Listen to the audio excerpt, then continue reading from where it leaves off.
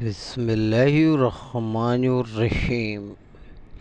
کچھ سائنسدانوں کا کہنا ہے کہ حضرت آدم علیہ السلام کی پیدائش سے پہلے بھی اس دنیا میں زندگی موجود تھی۔ بعض دعویٰ کرتے ہیں کہ حضرت آدم علیہ السلام سے پہلے اس دنیا میں جنات رہا کرتے تھے۔ جنات پہاڑوں، میدانوں، ہر جگہ قبیلوں کی شکل میں آباد تھے۔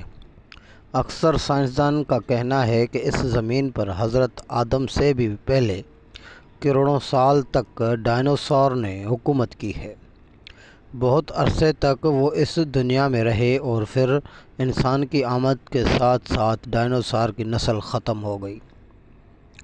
سوال یہ پیدا ہوتا ہے کہ یہ دنیا کیسے بنی؟ سب سے پہلے کس کو پیدا کیا گیا؟ زمین کو اللہ نے کب بنایا؟ اور آخر اللہ نے انسانوں کو ہی پیدا کیوں کیا؟ اب سب سوالات کے جوابات جاننے کے لیے ویڈیو کو پورا لازمی دیکھیں۔ اس میں کوئی شک نہیں کہ زمین و آسمان بلکہ اس کائنات کی ہر چیز اللہ ہی نے پیدا فرمائی ہے۔ قرآن پاک میں اللہ تعالیٰ سورۃ الحدید آیت نمبر 4 میں ارشاد فرماتا ہے، وہی ہے جس نے آسمانوں اور زمین کو 6 دن میں پیدا کیا، پھر عرش پر جلوہ فرما ہوئے۔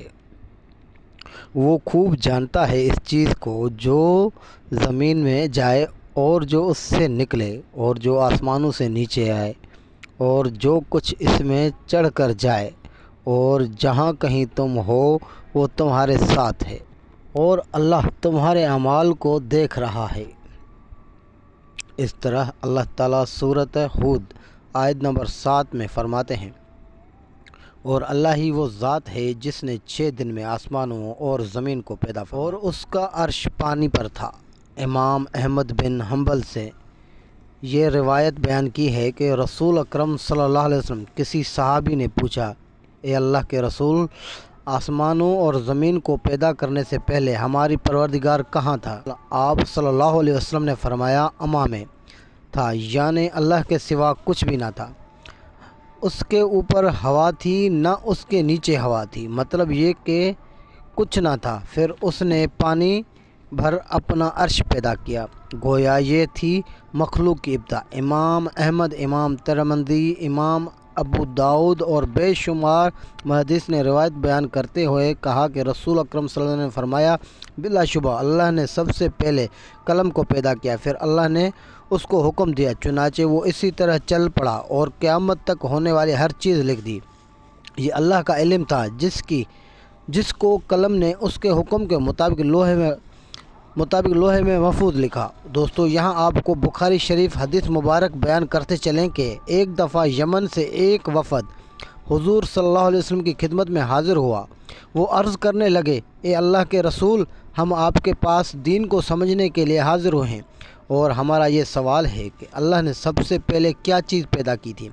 آپ صلی اللہ علیہ وسلم نے فرمایا، اللہ تھا، اس سے پہلے کوئی چیز نہ تھی، اس کا عرش پانی پر تھا، پھر اس نے لوح محفوظ پر ہر چیز لکھ دی، اور آسمان اور زمین کو پیدا کیا، یعنی ابتدا میں پانی پر عرش کی تخلیق ہوئی، پھر قلم کی پیدائش ہوئی، اس نے سب کچھ لکھ دیا۔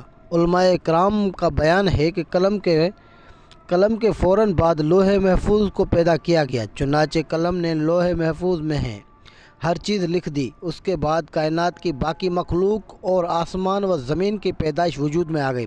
دوستو، اب سوال یہ پیدا ہوتا ہے کہ اللہ نے جو چیزیں سب سے پہلے پیدا کی ہیں ان کی ترتیب کیا ہے؟ مطلب پہلے کس کو پیدا کیا اور بعد میں کس کو؟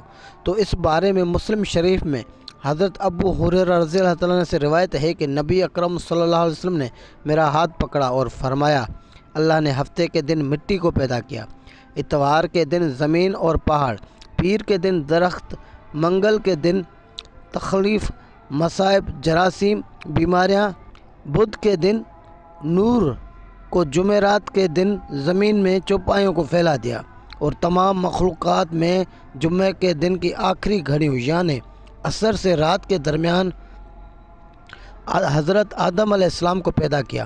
مطلب یہ ابتدائی آفرین میں جن مخلوق کی تخلیق ہوئی ان میں آخری مخلوق انسان تھا۔ اس حدیث میں مختلف حالات کو نہایت وضاحت سے بیان کیا گیا ہے۔ اس سے بخوبی پتہ چل گیا کہ ابتدائی مخلوقات کی تحقیق کیا تھی۔ ان میں سے آخری نمبر حضرت آدم علیہ السلام کا تھا، جبکہ آدم علیہ السلام نسل انسانی میں سب سے پہلے اور تمام انسانوں کے باپ ہیں۔ انسان سے پہلے فرشتے اور جن پیدا ہو چکے تھے۔ صاحب عقل مخلوقات میں سب سے پہلا نمبر فرشتوں کا، دوسرا نمبر جنون کا اور آخری نمبر انسانوں کا ہے۔ فرشتوں کا اصل ٹھکانہ آسمان ہے۔ اللہ تعالیٰ شورہ آیت نمبر 5 میں فرماتے ہیں، قریب ہے کہ آسمان اپنے اوپر سے پھٹ پڑے اور تمام فرشتے اپنے رب کی تسبیح اور تمجید بیان کر رہے ہیں۔ خبردار، اللہ تعالیٰ معاف کرنے والا، رحمت کرنے والا ہے۔ مسلم شریف میں ہے، سیدہ عائشہ صدیقہ رضی اللہ عنہا سے روایت ہے کہ نبی اکرم صلی اللہ علیہ وسلم نے فرمایا، فرشتوں کو نور سے اور جنوں کو آگ سے پیدا کیا گیا، اور آدم کو اس چیز سے پیدا کیا گیا جو تمہارے لیے بیان کر دی گئی، یعنی مٹی سے۔ فرشتوں کی تخلیق کے بعد جنوں کو پیدا کیا گیا۔ جنوں کو بھی انسانوں سے پہلے پیدا کیا گیا تھا، جیسا کہ اللہ تعالیٰ سورہ حجر آیت نمبر 27 میں فرماتے ہیں، اور اس سے پہلے جنات کو ہم نے لو والی آگ سے پیدا کیا۔ جنات کے بارے میں بہت زیادہ آیات و احادیث موجود ہیں۔ اللہ تعالیٰ فرماتے ہیں، اور جنات کو آگ کے شعلوں سے پیدا کیا گیا۔ یہ آگ کے بھڑکتے شعلوں کے کنارے کو کہتے ہیں۔ گویا جنوں کو آگ کی جڑ سے نہیں بلکہ آگ کے شعلوں کے کناروں سے پیدا کیا گیا۔ قرآن مجید میں اللہ تعالیٰ نے ابلیس شیطان کا قول و نقل کیا، تو نے مجھے آگ سے پیدا کیا، اس طرح پہلے بھی بیان ہو چکا ہے۔ اللہ نے فرمایا، اس سے پہلے جنات کو ہم نے لو والی آگ سے پیدا کیا ہے۔ جنات کی اصل اور بنیاد ابلیس ملعون بھی جنات میں سے ہے، اور اس مسئلے میں کسی کو ترداد اور شبہ نہیں ہونا چاہیے۔ اس لیے قرآن مجید میں ہے، اور ابلیس جنوں میں سے تھا، مطلب یہ کہ وہ فرشتوں میں سے نہیں تھا۔ حسن بصری رحمۃ اللہ علیہ فرماتے ہیں کہ وہ پلک چپکنے کے برابر بھی فرشتوں کی جنس میں داخل نہیں ہوا۔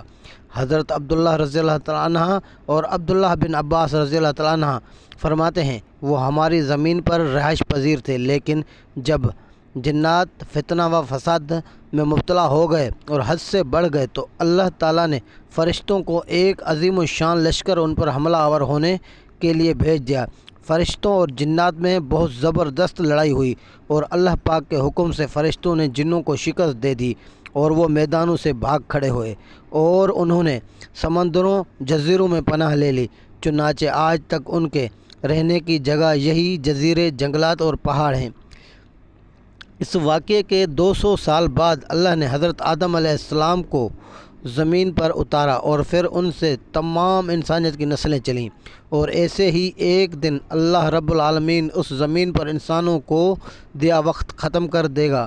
جیسے ہی یہ دنیا بنی ایک دن ویسے ہی ختم ہو جائے گی، اور آخر میں دعا ہے کہ اللہ ہم سب کو موت سے پہلے نیک اعمال کرنے کی توفیق عطا فرمائے۔ آمین ثم آمین۔ دوستو، آج کی ویڈیو اچھی لگی ہو تو ہمارے اس چینل کو سبسکرائب کرنا نہ بھولیے گا۔ شکریہ۔